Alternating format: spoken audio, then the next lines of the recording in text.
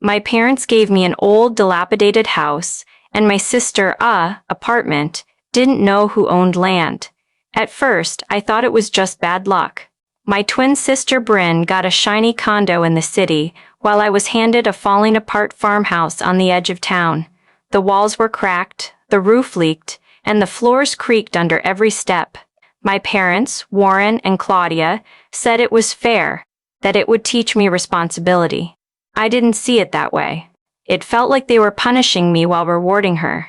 Instead of giving up, I decided to make it work. I spent 3 months fixing the house with my own hands, using the last of my savings to buy materials and tools.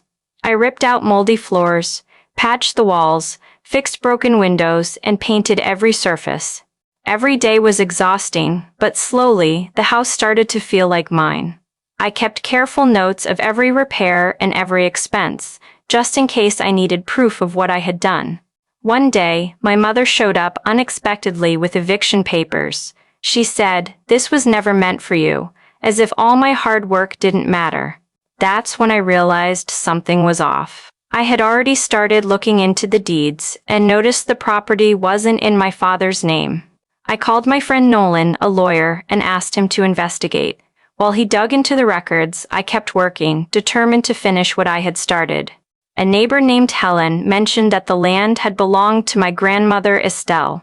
Curious, I reached out to Estelle's estate attorney and finally learned the truth. The land and the house were left specifically to me in a protected trust. My father had never owned it, and he had been lying for years. Everything he and my mother had said about the house being worthless or a burden was false. The house wasn't a punishment. It was my inheritance. Knowing the truth changed everything. I wasn't just fixing a broken house. I was claiming what was rightfully mine.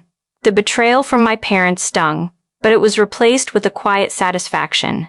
I had turned a rotting farmhouse into a home, using my own effort and determination, and now it was legally mine. My sister's luxury couldn't overshadow it, and my parents' lies couldn't erase it. I stood there, looking at the house I had rebuilt, and finally felt proud.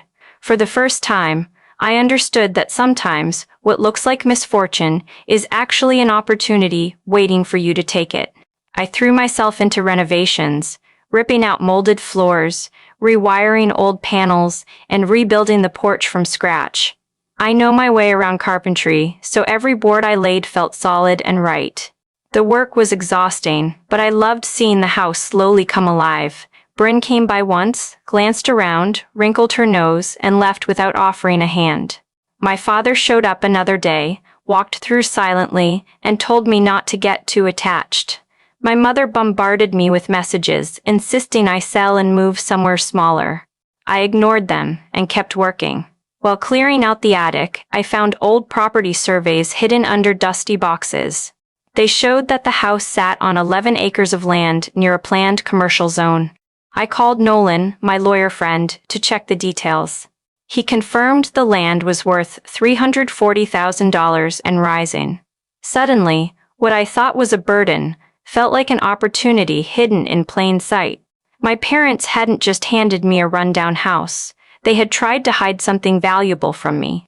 Every day I spent sanding floors, patching walls, and fixing broken windows reminded me that I was creating something that belonged to me. The house slowly began to feel like a home. The porch was sturdy, the floors even, and the walls looked fresh. Neighbors started noticing the changes, and some stopped to compliment my work. But it wasn't their approval that mattered. It was knowing I had uncovered something my parents wanted to keep from me and turned it into my advantage. I realized that sweat, sawdust, and long nights were turning the house into more than just a place to live. It was a symbol of what I could achieve on my own. The more I worked, the more I understood that nothing my parents had tried to hide could stay hidden if I was willing to see it and act. The land, the house, all of it was becoming mine in a way I hadn't expected. By the time the renovations were mostly done, the house looked completely different. It wasn't perfect, but it was strong, solid, and full of life. I could stand on the porch and see the land stretching out around me, knowing I had claimed it with my own hands.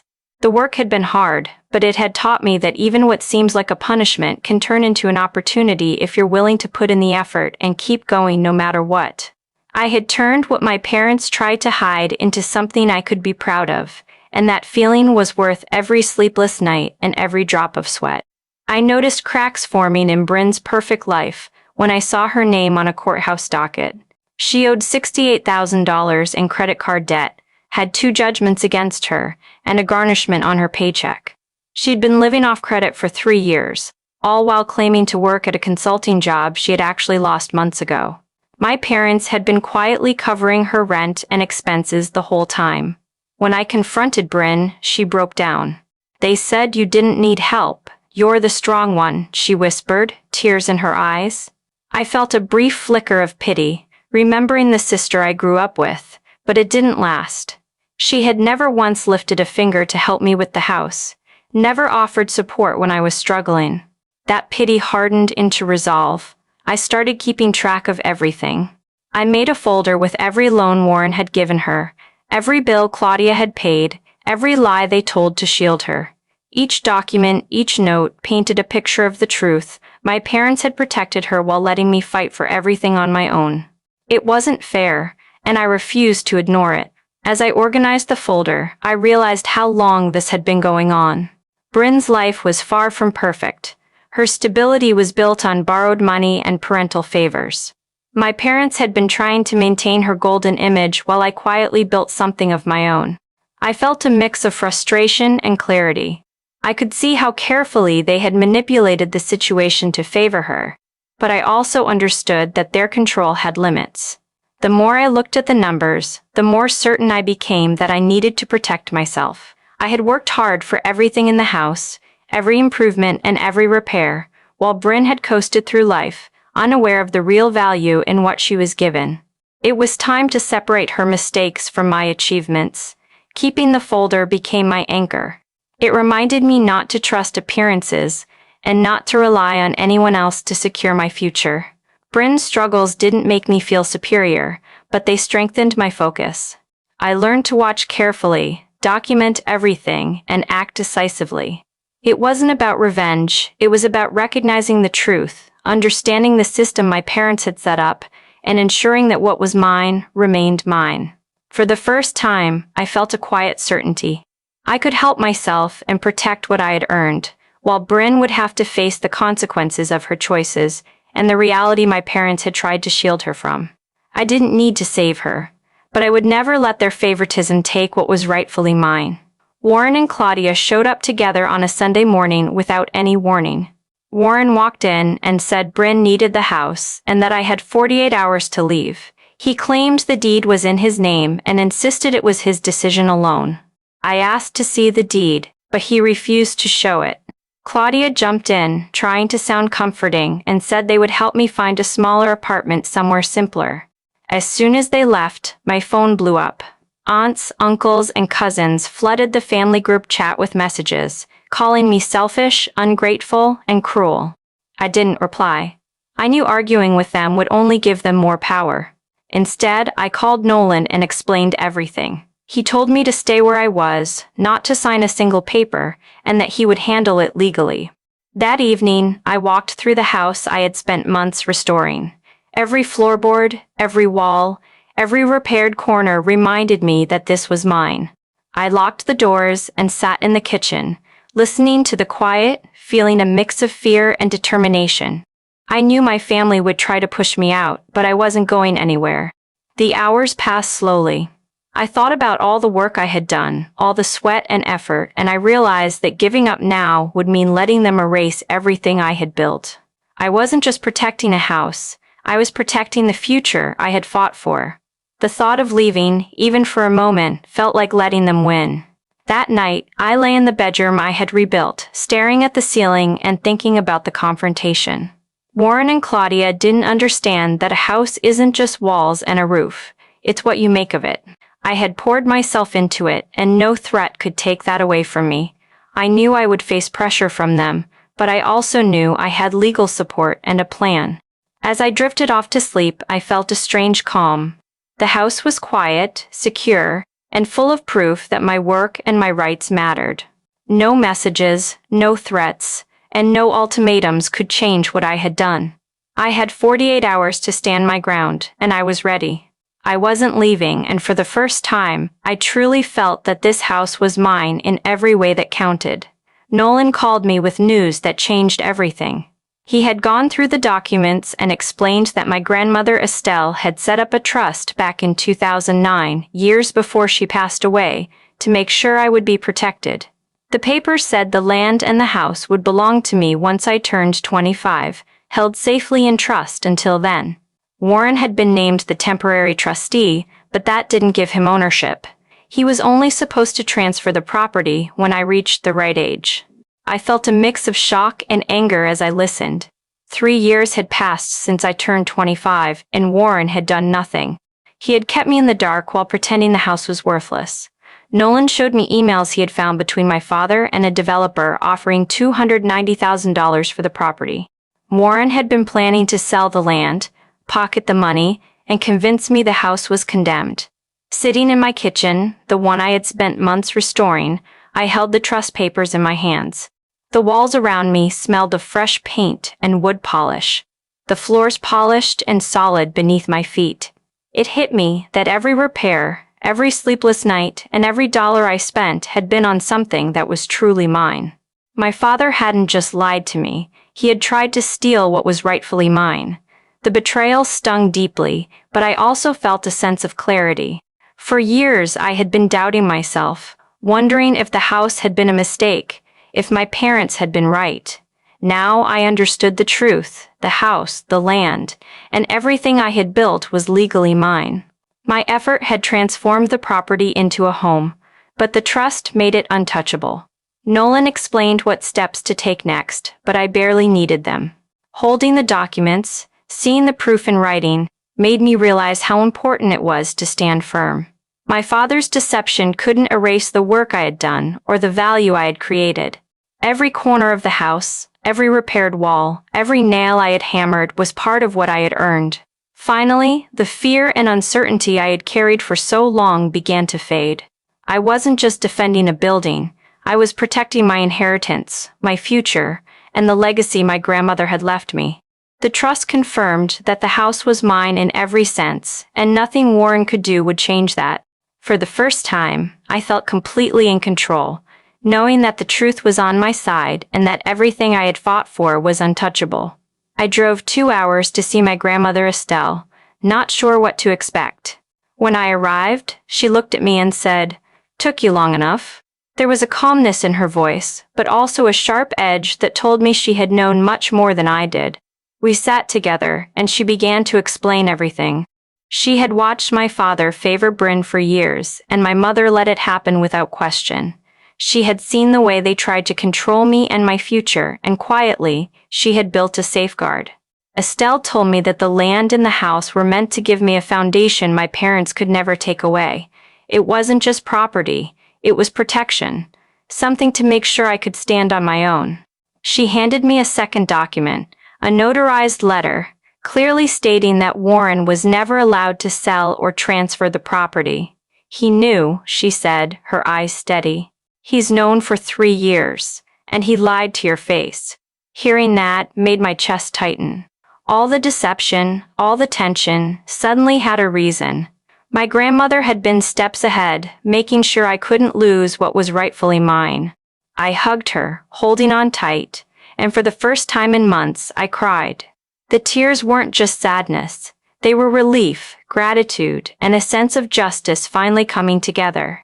I realized how carefully she had planned, how much thought went into protecting me from the people who were supposed to care the most. She explained the details calmly, showing me how every decision she made had been deliberate. She had anticipated my parents' moves, the ways they would try to deceive me, and she had left instructions that made sure the truth would come to light when the time was right. It was all her way of giving me power and security without me even knowing. I sat back, letting it all sink in. The betrayal from my parents felt sharper now, but it was softened by my grandmother's foresight. I finally understood that I wasn't just fighting for a house or land. I was standing on the foundation she had built for me, a foundation no one could take away. Leaving her that day, I felt a weight lift from my shoulders. The house, the land, and everything I had worked for were now unshakable. My grandmother's protection gave me strength, and for the first time in a long time, I felt fully safe, fully understood, and finally at peace with everything that had happened. 2 weeks later, Bryn showed up at my door. She looked smaller, her face pale, and her hands trembled as she held the knob. "I didn't know," she whispered, voice shaky. "About the trust. About Dad's plan, I swear. I didn't open the door. Instead, I looked at her and said, 'But you knew he gave you everything and left me with nothing, and you were fine with it.'" Her shoulders slumped, and she sank to the bottom step.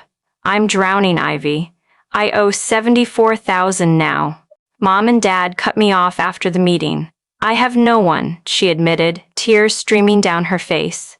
Part of me wanted to reach out, to comfort her like I used to, but I remembered the 48-hour ultimatum, the way she had abandoned me when it mattered most. I took a deep breath and spoke quietly, letting every word land. "You had someone.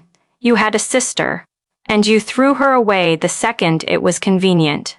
The weight of my words seemed to hit her hard. She stayed silent for a moment, just sobbing quietly, the truth settling in around her. After a while, I closed the door gently but firmly. I didn't say another word. She stayed on the porch a little longer, letting the tears fall, before finally standing and walking away.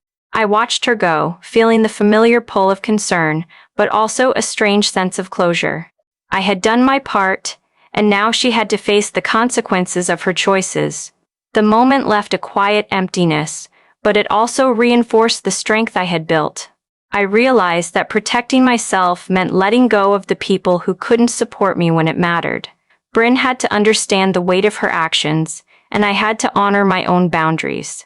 As I stood there, listening to the echo of her footsteps fading, I felt a mix of sadness and relief.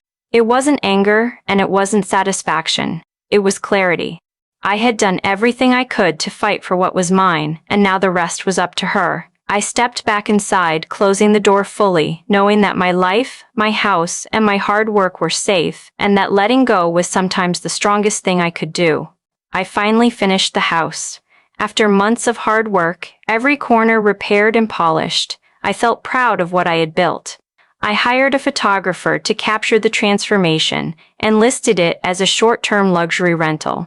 The bookings came quickly, filling the calendar for 6 months at $280 a night. The income was more than I expected, and I used it to pay off my debts and start my own custom furniture business. A few weeks later, the local paper ran a feature about the renovation. The headline read, "From Ruin to Revenue, One Woman's Renovation Story." The article showed before and after photos of the house and included my quote, "Sometimes the things people throw away are worth more than they'll ever understand." It felt satisfying to see the work I had poured myself into recognized and appreciated by others. I knew my father and Bryn would see it, and the rest of the family who had criticized me would too. Sure enough, they did. None of them reached out or apologized for their words or their judgment. It didn't matter. I realized long ago that their opinions couldn't touch what I had created, couldn't diminish the effort and care I had put into the house. Standing in the living room, looking at the polished floors and the bright walls, I felt a quiet power. This wasn't just a house anymore. It was proof that I could take something overlooked, neglected, and transform it into something valuable. It was a reflection of my hard work, my vision, and my determination. I focused on building my life, not on the people who had doubted me. The rental income gave me financial freedom, and the furniture business gave me purpose. Every piece I created, every booking confirmed, was another reminder that I was capable of more than anyone had allowed me to believe. Seeing the house featured in the paper, knowing that people were appreciating the transformation, made me understand something important. Success isn't about recognition from those who tried to hold you back. It's about what you create, how you grow, and the life you build for yourself. My house stood as proof that I had turned a challenge into opportunity, and no one, not my family or anyone else, could take that away from me. It was mine, fully and completely, and it was just the beginning. A year later, the commercial development started just half a mile from my property. Overnight, the land value doubled, now appraised at $698,000. A developer reached out with an offer, but after thinking it over, I decided to decline. Instead, I built a small second home on the back acres and began renting it out, turning the space into another source of income and opportunity. Every Sunday, I drove to visit Estelle. Sitting with her, talking and laughing, reminded me how much she had protected me and how carefully she had planned everything to keep me safe. Those visits became a part of my routine, a grounding force amidst all the changes. Nolan, who had been my lawyer through all of this, grew closer over time. We started dating, building something new together, and it felt right to share my life with someone who had been there from the beginning. One afternoon, I saw an email from my father with the subject, "Can we talk?" Without opening it, I deleted it. I had no need for apologies, explanations, or reconnections. My focus was on the life I was building, not the people who had tried to control it. Bryn eventually filed for bankruptcy, and Claudia moved in to help her.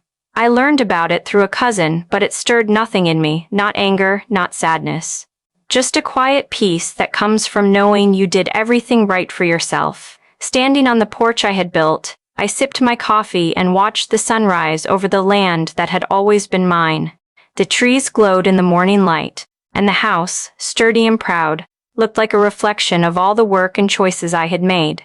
The struggles, the betrayals, and the long nights of labor all faded into the background, leaving only the satisfaction of knowing I had claimed what was mine. For the first time, I felt complete. The house, the land, and the future I was building weren't just about money or property. They were proof of my resilience, my determination, and my ability to rise above manipulation and lies. Nothing could take it from me. I finally smiled, fully and truly, because everything I had fought for, everything I had earned, was secure. I had turned hardship into opportunity, betrayal into clarity, and labor into freedom. And in that moment, watching the sun rise over my land, I felt the kind of peace that comes only when you know you are exactly where you are meant to be. Do you think you could handle a challenge like this? Subscribe now and follow along for more real stories of struggle, strength, and unexpected victories.